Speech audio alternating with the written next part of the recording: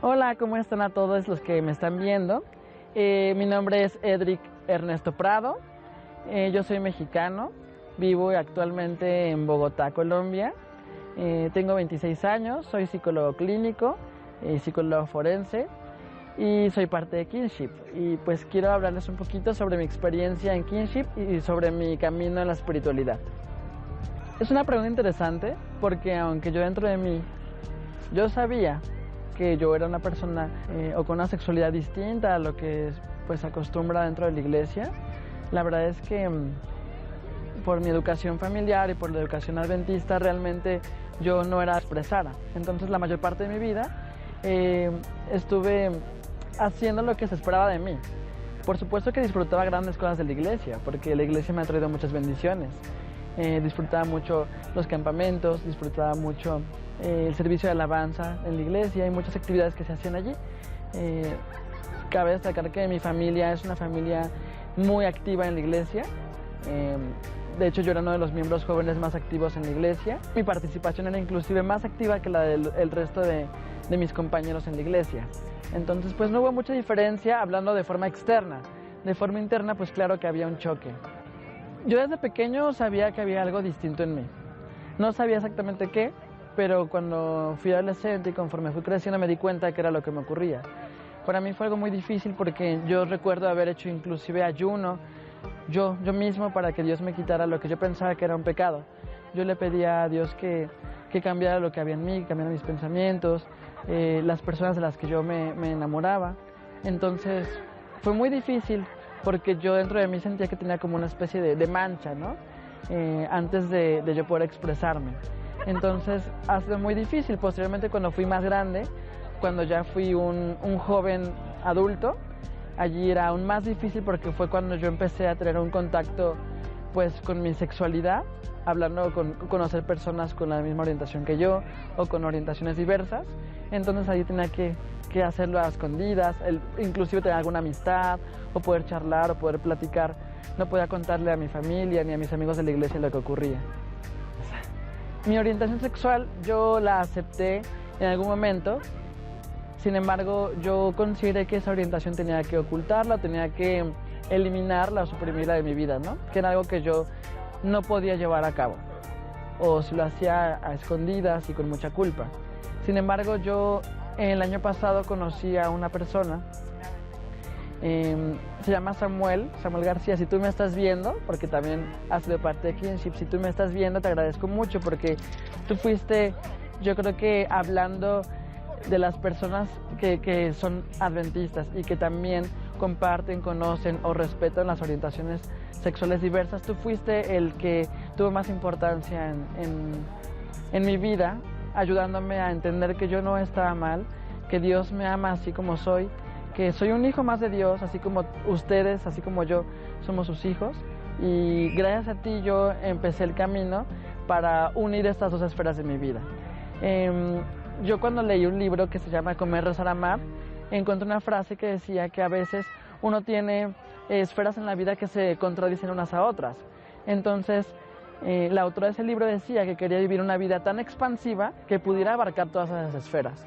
Y conmigo yo acepté ese pensamiento, vivir una vida tan expansiva de tal forma que mi vida pudiera abarcar mi esfera religiosa, pero también mi esfera sexual y todas las esferas que pudiera abarcar en mi vida. Yo creo que la aceptación no solamente se dirige hacia la orientación sexual, yo creo que se dirige hacia muchas cosas la aceptación, hacia tu color de piel, hacia tu estatus económico, hacia tu estatus inclusive civil, si estás casado, si estás soltero, si eres grande, si eres pequeño, pero claro, aún más se dirige hacia la orientación sexual que uno tiene. Entonces, yo lo que les digo es que sean pacientes, que sean muy pacientes y que no se nieguen a ustedes mismos en el sentido en que supriman su identidad o supriman su personalidad. Claro que nos debemos de negar ante ciertas cosas que a lo mejor no nos hacen bien. Ahí sí podemos negarnos, ¿no? Por ejemplo, a un vicio, por ejemplo, algún hábito, alguna conducta que dañe a nosotros mismos o a otros.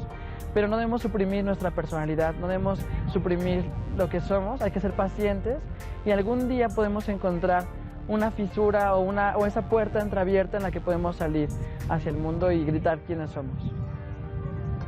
No exactamente, porque realmente no se conocía de forma abierta mi orientación sexual. Tuve algunos amigos en la iglesia, amigos, 2, 3 amigos cercanos quienes conocían, pero me respetaban y ellos no lo compartían con nadie. Sin embargo, hay cosas que no se pueden esconder, hay cosas que la gente de alguna forma lo sabe o lo intuye o lo huele, como dicen por ahí.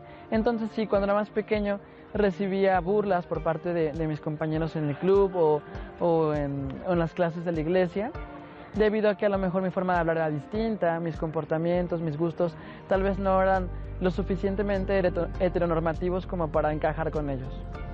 Bueno, actualmente, si tú me preguntas a qué comunidad de fe pertenezco, pues me parece que en búsqueda de afianzarme a Kinship, de ser un miembro más sólido, de sentirme más parte de. Realmente, aunque yo aprecio mucho y abrazo mucho la Iglesia Adventista, no sé si pueda decir que pertenezco a esa comunidad, porque recientemente, hace un mes más o menos, borraron el nombre mi nombre de la iglesia debido a mi orientación sexual. Entonces, no podría decir que forma parte de esa comunidad de fe, porque pues esa comunidad de fe me excluyó, ¿no? Sin embargo, yo podría decir que no voy a juzgar a las personas en particular, porque estando yo aquí, personas particulares de donde yo venía, de México, se han puesto en contacto conmigo para decirme que me aceptan, que me quieren como soy. Sin embargo, hablando en la organización como iglesia, sé que no me van a dar una bienvenida con los brazos abiertos, a menos que, como dicen ellos, yo deje esas prácticas, ¿no? Entonces yo lo que les recomendaría es que vivan su particularidad como personas. Si ustedes consideran que el amor de Dios está en todos, ustedes sigan ese amor, no sigan lo que les dice la institución. Kinship para mí significa un parteaguas en mi vida espiritual. Yo conocí Kinship gracias a un amigo mexicano que no conozco cara a cara. De hecho, toda mi transición, mi transición religiosa, llamémosla así, o espiritual, todo fue de manera virtual. Yo tenía un amigo que estudiaba en la Universidad de Montemorelos, estudia actualmente allí en la universidad, lo conocí de forma virtual y él fue el que me acercó a Kinship. No me habló de Kinship, yo lo vi en sus publicaciones de Facebook de años atrás, entonces así conocí que existía Kinship. Me uní, me inscribí a Kinship y es entonces cuando conocí a Samuel García. Samu fue quien me ayudó, quien me acercó a Kinship, quien me presentó a Rafa, quien me presentó a otras personas, todo de forma virtual.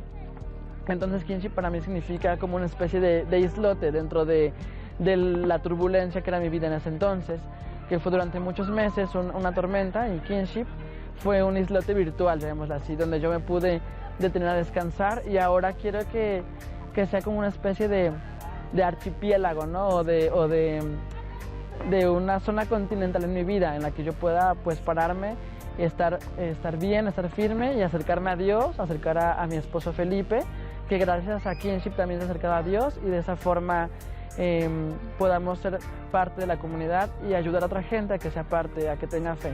Entonces para mí Kinship significa eso, significa una base.